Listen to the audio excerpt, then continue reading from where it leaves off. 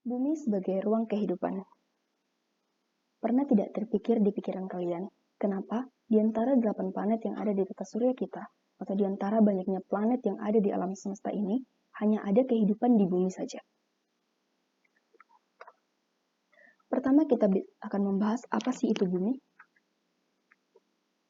Bumi adalah planet ketiga dari matahari yang merupakan planet terbesar kelima dari 8 planet yang ada dalam sistem tata surya kita. Bumi juga merupakan satu-satunya planet yang dihuni oleh manusia. Mengapa demikian? Mari kita cari tahu jawabannya bersama. Pertama, kita harus mengerti dan mengetahui di mana sih letak bumi dalam sistem tata surya, galaksi, dan jagat raya.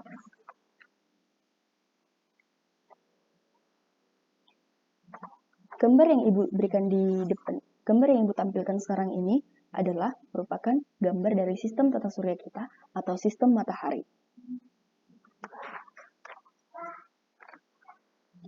Tata surya atau sistem matahari adalah sistem yang menjadikan matahari sebagai pusat dari poros-porosnya, yakni planet-planet seperti Merkurius, Venus, Bumi, dan lain-lainnya ini berputar atau berevolusi mengelilingi matahari.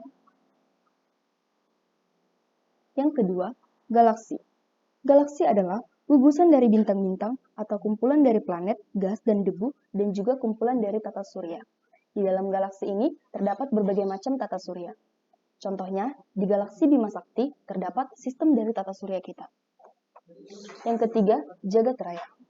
Jagat raya merupakan ruang tak terbatas yang di dalamnya terdapat galaksi, tata surya, planet-planet, dan bintang lainnya yang luasnya belum dapat diketahui sampai sekarang.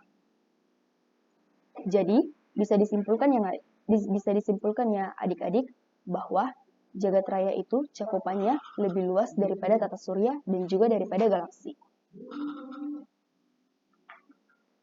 Kita lanjut lagi di teori pembentukan bumi. Ada 5 teori pembentukan bumi. Yang pertama, teori pasang surut.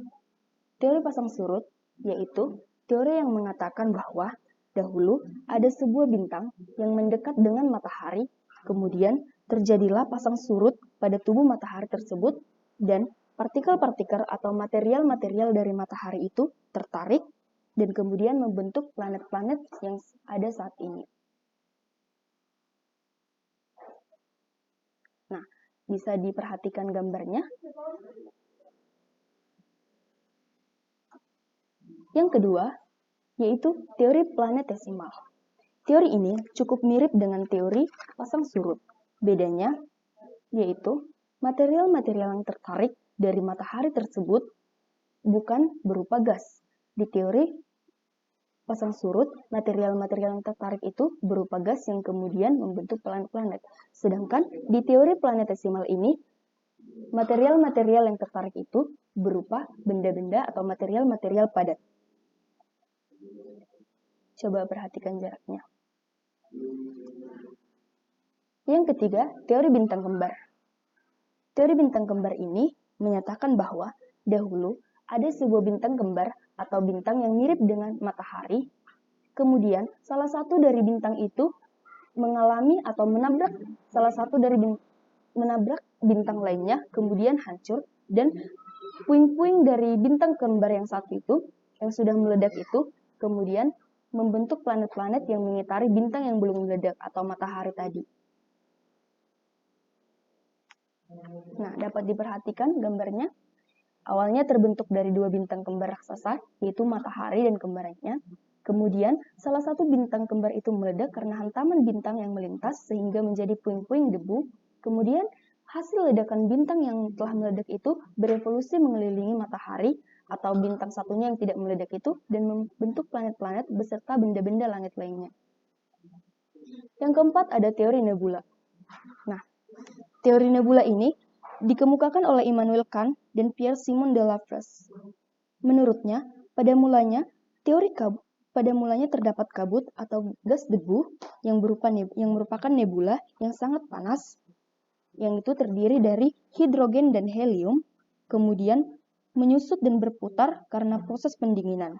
Nah, sehingga proses yang semakin lama ini semakin cepat, berubah menjadi bulat dan membentuk cakram. Dan inilah yang material-material tadi yang sudah mendingin itu menjadi planet-planet yang ada di tata surya kita saat ini.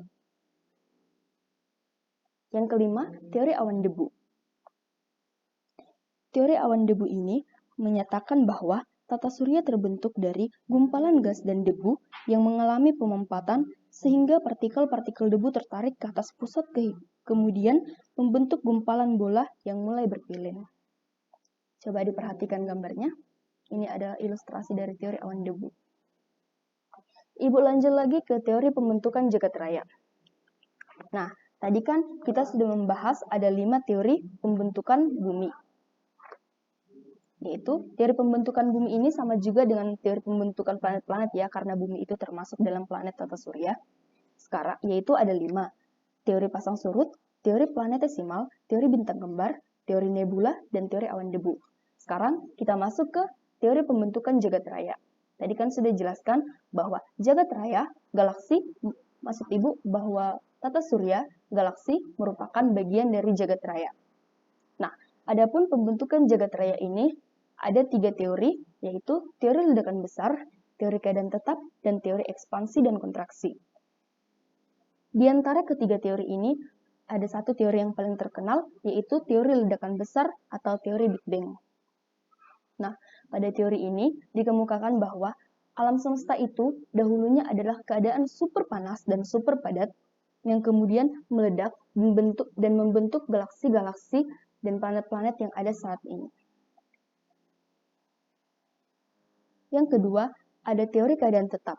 Nah, teori keadaan tetap ini mengatakan bahwa alam semesta itu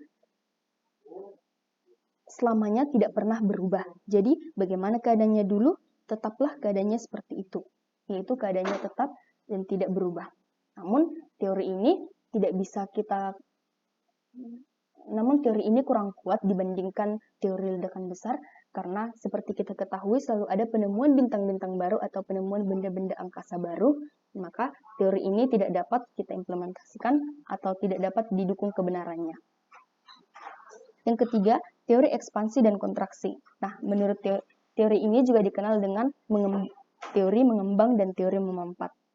Nah, teori ini mengatakan bahwa jagat raya terbentuk karena adanya siklus dari alam semesta, yaitu masa ekspansi dan kontraksi. Pada masa ekspansi, terbentuk galaksi-galaksi dan bintangnya, kemudian pada masa kontraksi, galaksi-galaksi tersebut meredup, sehingga unsur-unsur yang terbentuk menyusut dengan menimbulkan gas panas yang sangat tinggi. Coba perhatikan gambarnya dari teori Big Bang. Ini adalah teori keadaan tetap dan teori ekspansi dan kontraksi.